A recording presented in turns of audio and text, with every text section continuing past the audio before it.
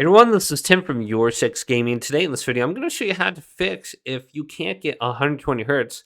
It's not working on your Xbox Series X or S. So what we want to do is go to the top and go to Settings, scroll on down to General, and go to TV and Display Options. And you can see under here, I have the option for 120 hertz, even though my TV does not support it. So I want to go over to where it says Video Fidelity Overscan.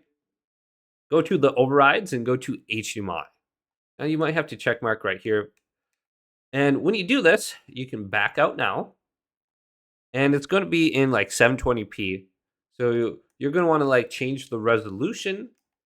And you can change it from 60 to 120 hertz. So I have mine set to 1440p. And you'll notice that 4K is not option. So you need to go to video modes and allow 4K right here. And allow 50 hertz. And then we have allow HDR. And then auto low latency mode. So just check mark everything under here because it got reset when you went to override. Then what you want to do is go back once you have 120 hertz enabled and go to your game. And you also have to enable it on your game as well. So I'm just in Fortnite.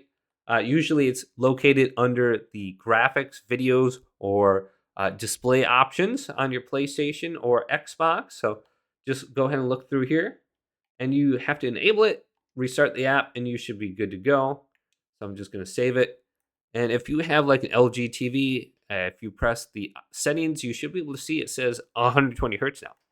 Now, if you still are not getting 120 hertz, this could be due to the cable you're using.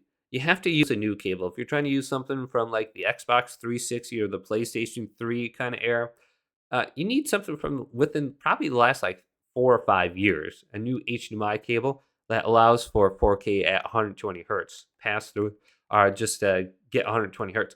Now, another thing with your TV, some TVs require you to specifically have them in HDMI slot 3 or 4. Otherwise, you will not get 120 hertz. So if you have it plugged into 1 or 2, that is the reason it's not working there as well. And also on your Sony TV, you might have to do something with like enabling Game Master or enabling game mode.